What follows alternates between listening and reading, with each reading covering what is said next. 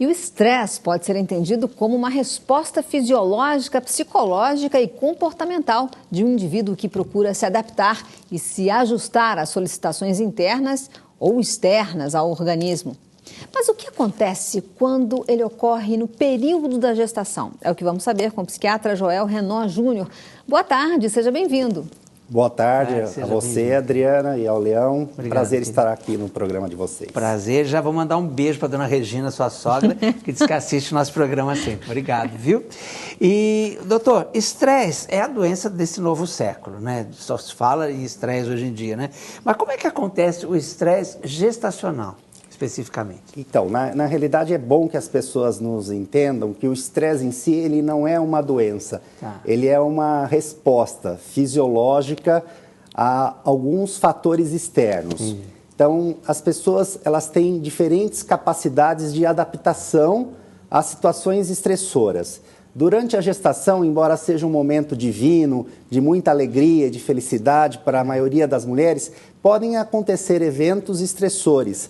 Muitas vezes, durante a própria evolução gestacional, mulheres que já tiveram histórico de abortamento espontâneo até a 12ª de gestação, que infelizmente ocorre em 10 a 15% das gestantes, mulheres que sofreram de alguma forma algum abuso físico, algum abuso sexual. Ou às vezes porque o pai não quer assumir a criança, não é isso? Exatamente, isso é muito comum em gestantes adolescentes, que também nós atendemos, que há muitos conflitos com o namorado ou com o parceiro, situações socioeconômicas, a gente sabe que isso. Às vezes a falta de um plano de saúde, né, que acompanha a gestação, essas coisas as pessoas devem estressar também, não é isso? Exatamente, a questão política, social do nosso país também interfere como um fator estressor, além, é claro, da desnutrição, infecções, são todas situações, vamos dizer, que tornam o ambiente intrauterino desfavorável ao desenvolvimento saudável daquela criança.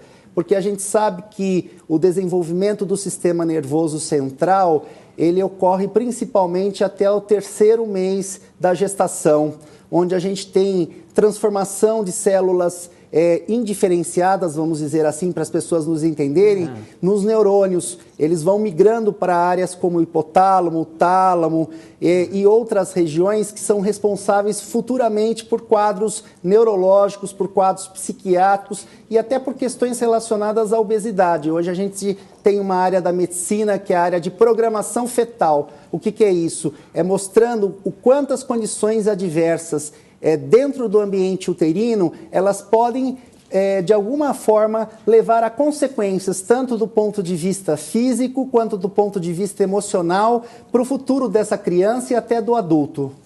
Quer dizer que a criança é diretamente atingida mesmo, né?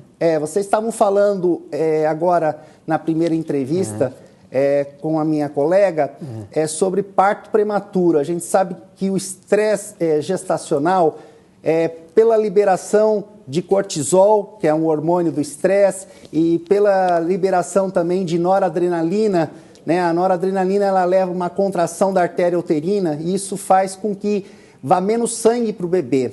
E o cortisol, ele é responsável pelo amadurecimento do sistema cardiovascular, pulmonar, renal do bebê. Só que se você tem muito cortisol passando via placentária para esse bebê, ele amadurece antes do tempo e pode levar a baixo peso ao nascer, parto prematuro. Uma das grandes causas de parto prematuro é justamente o estresse gestacional.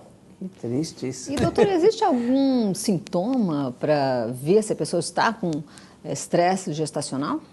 O importante é que no pré-natal, os médicos obstetras não fiquem atentos apenas às questões obstétricas, e sim também às questões comportamentais. Converse com a paciente. Converse com a paciente. Infelizmente, a gente sabe que hoje, por questões relacionadas tanto ao SUS quanto a situação dos planos privados, as consultas são muito reduzidas em termos de tempo e, às vezes, a saúde emocional dessa paciente ela não é levada como prioridade, né? Porque as pessoas começam, às vezes, a ter sudorese, taquicardia, alguns medos, tremores, né, insônia, e todos esses sintomas eles são atribuídos à gestação, né? Tudo que a mulher tem durante o período gestacional basicamente é atribuído à gestação, como se a gestação fosse responsável por todas as alterações fisiológicas que essa mulher tem, e nem sempre é assim.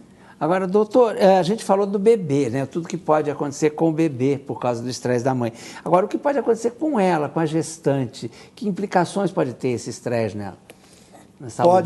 Pode ter, inclusive, uma facilitação do desenvolvimento de pré-eclâmpsia, que seria aumento de pressão durante a gestação, que é uma das grandes causas de risco até para a perda do bebê ou para ele nascer com alguma sequela.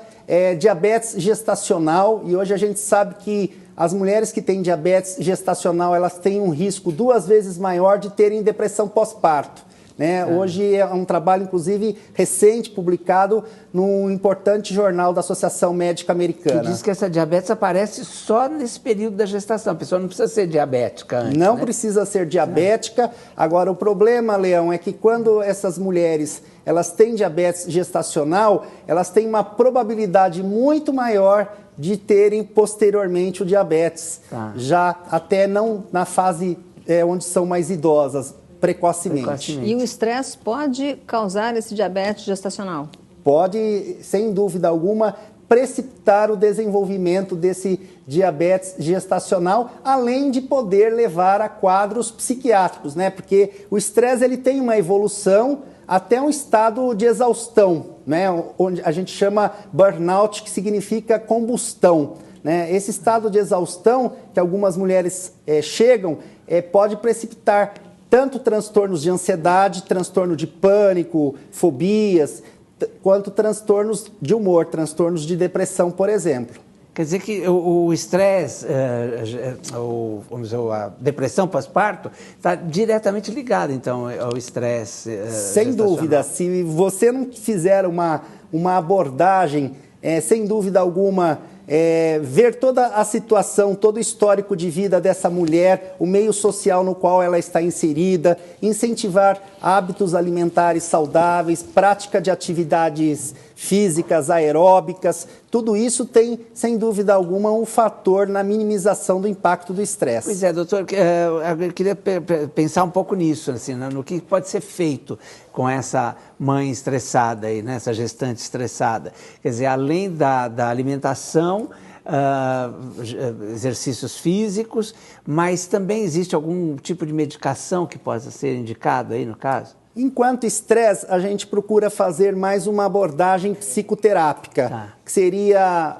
trabalhando tanto a parte cognitiva, perante uma situação, como você vai buscar soluções diferenciadas àquela situação, com uma mudança do rumo do seu pensamento e mudanças comportamentais perante o mesmo fato estressor. Porque a gente sabe hoje que cada pessoa, a uma mesma situação, ela tem uma forma de reagir. E você tem que trabalhar individualmente, porque não existe uma regra básica. Porque as pessoas, às vezes, têm programas de estresse que as pessoas falam assim, estresse, você tem que fazer A, B, C, dá uma receita de bolo. E a gente sabe que hoje... Cada caso é um, né? A questão subjetiva, a vulnerabilidade ao estresse, ela é diferente de pessoa a pessoa. Inclusive, tem causas genéticas que diferenciam uma pessoa de outra quanto à vulnerabilidade ao estresse. Porque a gente tem um eixo aí que se chama hipotálamo, hipófise e adrenal,